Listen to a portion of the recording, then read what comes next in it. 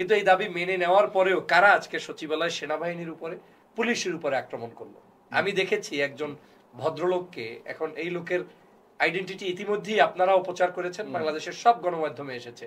তিনি বলছেন যে শেখ হাসিনাকে ফেরত আনতে হবে। আওয়ামী লীগের ষড়যন্ত্র কিন্তু থেমে নেই। আওয়ামী লীগ কোনো একটি তাফসির মাহফিল হলে সেখানেও যদি ক্রাউডের ভিতরে কোনো একটা গ্যাঞ্জাম পাকিয়ে দিতে পারে তাতেও তার লাভ, এবং তিনি যদি কোনো একটা যাত্রা প্যান্ডেলেও সুযোগ পায় সেখানেও কোনো একটা সমস্যা তৈরি করলে সেখানেও থেকেও যদি কোনো বেনিফিট তিনি গেট করতে পারেন সেটা তার লাভ। এই বিবেচনায় আওয়ামী লীগ কিন্তু তৎপর। ছাত্রলীগ আওয়ামী লীগ আপনার দৃষ্টিতে নিষিদ্ধ সংগঠন, কিন্তু তারা বাংলাদেশের প্রত্যেকটি জায়গায় কিন্তু এখন ষড়যন্ত্র করার জন্য ওত পেতে বসে আছে, এবং এট দ্য সেম টাইম আমরা অনৈক্যের ভিতরে, বিভাজনের ভিতরে চলে গিয়েছি।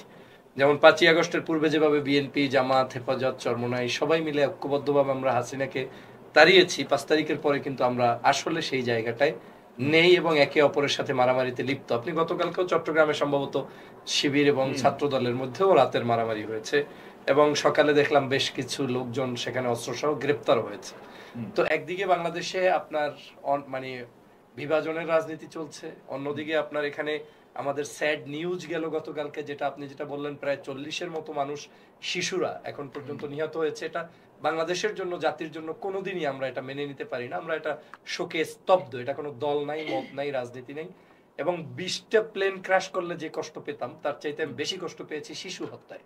কারণ এরা এই শিক্ষার্থী, আমি হয়তো একটা সার্টেন এজ পর্যন্ত চলে এসেছি, কিংবা আমার প্যানেলিস্টরা এসেছে, তারা দুনিয়াটাকে এনজয় করেছে, কিন্তু আমার এই শিশুরা যারা কোমলমতি শিশু শ্রেণীতে পড়ে, ক্লাস 2-তে পড়ে, তিনি পৃথিবীতে বুঝে ওঠার আগেই পৃথিবী থেকে তাকে চলে যেতে হয়েছে। আমি সেজন্য শোকাহত পরিবার এবং এই যারা ইন্তেকাল করেছেন তাদের জান্নাত কামনা করছি, পরিবারগুলোর প্রতি আমি শান্তি কামনা করি, তারা যাতে ধৈর্য ধারণ করতে পারে।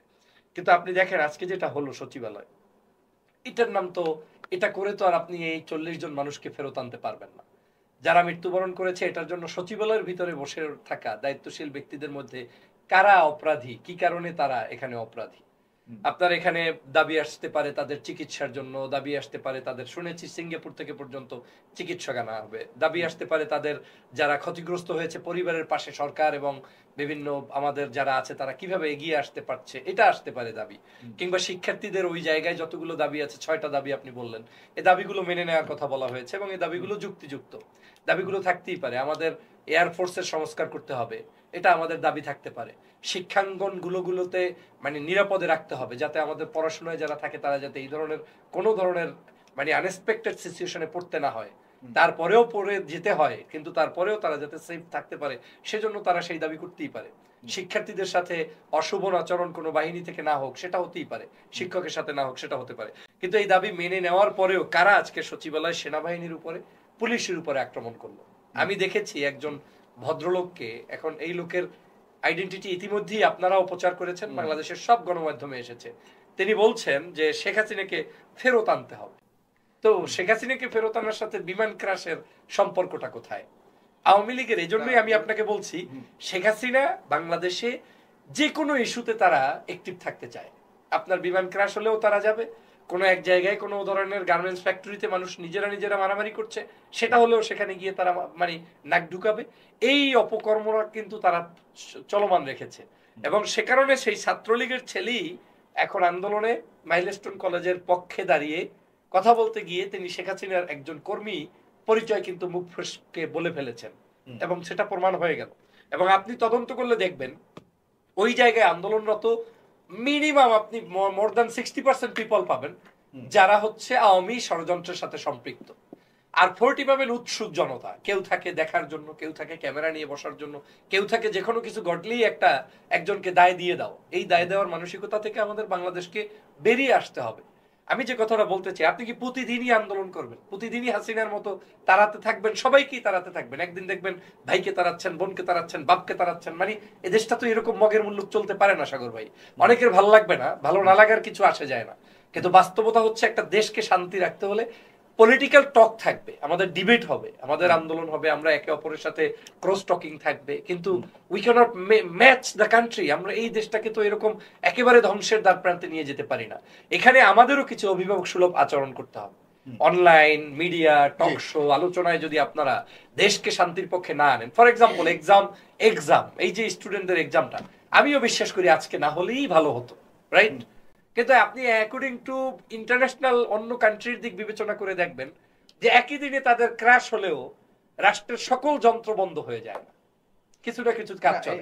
আমি এখানে না, এখানে সিম্পথি, এখানে আমি যেটা বলছি এই পরীক্ষার পক্ষে আমি না, এই সরকার অবশ্যই এটাকে, ওদের রাগটা হলো যে এত রাতে কেন, এত হ্যাঁ এই পরীক্ষাটাকে অবশ্যই বন্ধ করা উচিত ছিল, না শুধু রাতেই না, বন্ধই করা উচিত ছিল। বাংলাদেশি বিবেচনা করে তারা বন্ধ করেছে, কিন্তু সেটাকে মানে ঘোষণা দিতে গিয়ে তারা এই যে গরিবসিটা করলো, সময় ক্ষেপণ করলো, রাত 3টে পর্যন্ত, কেউ জানছে সকাল 10টায়, জানেন 8টার সময় জেনেছে, হ্যাঁ সকালে।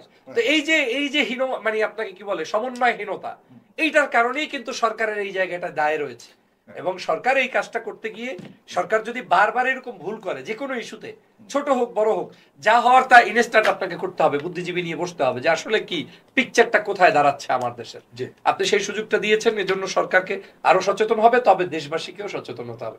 আমার মূল পয়েন্টটা ওই জায়গায় যে অনেক কিছু হয়তো আমার কথা মতো হবে না, আমার কথায় দেশ হয়তো সব চলবে না, কিন্তু না চললেও যাতে আমি ধৈর্য ধারণ করতে পারি। ছোট্ট করে লাস্ট 2 লাইনে যদি বলেন, গতকালকে যখন এই ঘটনাটা হলো এরপর থেকে কিন্তু রাজনৈতিক দলগুলোর মধ্যে একটা বিতর্ক তৈরি হলো যে কে আগে দেখতে যাবে। আমরা দেখলাম যে জামাত ইসলামের আমির সাহেব সেখানে গেলেন, এরপর ওই যাওয়া নিয়ে অনেক তর্ক বিতর্ক শুরু হলো, এরপর আবার প্রফেসর আনন্দ এবং অন্যান্য না সাগর ভাই, এখানে আমার একটা, এখানেও কিন্তু একটা ঠিক তখন থেকে রাজনৈতিক একটা বিতর্ক শুরু। এখানে একটা পয়েন্ট আছে আমার, এখানে রাজনৈতিক দলগুলো যাওয়া বন্ধ করার পক্ষে আমি না।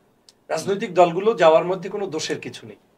বিএনপি যেতে পারে বাংলাদেশের লার্জেস্ট পার্টি, জামাত ইসলাম যেতে পারে সেকেন্ড লার্জেস্ট পার্টি, কিন্তু তাদের যাওয়ার ওয়েটার ক্ষেত্রে আপনি সমালোচনা করতে পারেন যে একসাথে 50 জন যাবে না 500 যাবে না 3 জন যাবে, কে কিভাবে যাবে। যেমন ডাক্তার শফিক সাহেব গিয়েছেন, সেখানে তিনি একজন চিকিৎসক, জামাতের আমির, যে পাশাপাশি তিনি তার জনবল সাথে কারা ছিল সেটা নিয়ে তর্ক বিতর্ক আপনার হতে পারে। মির্জা ফখরুল ইসলাম আলমগীর সাহেব আগামী বাংলাদেশ যাদেরকে নিয়ে আপনি স্বপ্ন দেখেন, সেই পার্টির একজন সিনিয়র সর্বোচ্চ ব্যক্তি, তারেক রহমান সাহেব নাই, খালেদা জিয়া অসুস্থ, সেই জায়গায় তিনি একটা দলের প্রধান হিসেবে যাবেন না? এখন আপনি যখন যায় তখনও সমালোচনা করেন, আর যদি ওনারা না যেয়ে এসি রুমে থাকতো তাহলে আপনি বলতেন যে ওনারা কেন গেলেন, যে মানে কেন আসলেন না। এই মানসিকতা না, এটা হচ্ছে কি জানেন, এটা হচ্ছে এটা আমি এখানে একটা কথা বলি, এটার মূল কারণটা কি জানেন? এর মূল কারণটা আমি অনৈক্য, তো এই অনৈক্যের কারণে আরেকজনে বাঁশি বাজাচ্ছে পিছন থেকে, আমরা সেই বাঁশি শুনে লাফাচ্ছি না। আমরা একে অপরের, ওই যে বিএনপি জামাতের অনৈক্যের কারণে যখন জামাত বাঁশ খায় বিএনপি মনে মনে খুশি হয়, যখন বিএনপির কেউ বাঁশ খায় জামাতের ছেলেরা খুশি হয়। আর খুশি হওয়ার কারণে মাঝখানে আপনাকে এই একটা রাজনৈতিক জায়গায় রাজনৈতিক নেতৃত্ব শূন্য দেশ করা যাবে না, এটা মাথায় রাখতে হবে। এই দেশটা কোনো সাধারণ সিম্পলি কেউ চালাতে পারবে না। এই দেশটাকে এদেরকে ভুল ত্রুটি সংশোধন করতে হবে, বাট আপনি এদেরকে অপমান করে অপদস্থ করে দেশ থেকে একেবারে মানে নাই করে দিবেন, এই মানসিকতাও কিন্তু একটা আওয়ামী বাকশালীদের চরিত্র, যেটা করার মধ্য দিয়ে আগামীতে আর একটা ষড়যন্ত্র বাস্তবায়ন করতে তারা চায়। আমি সেটা চাই।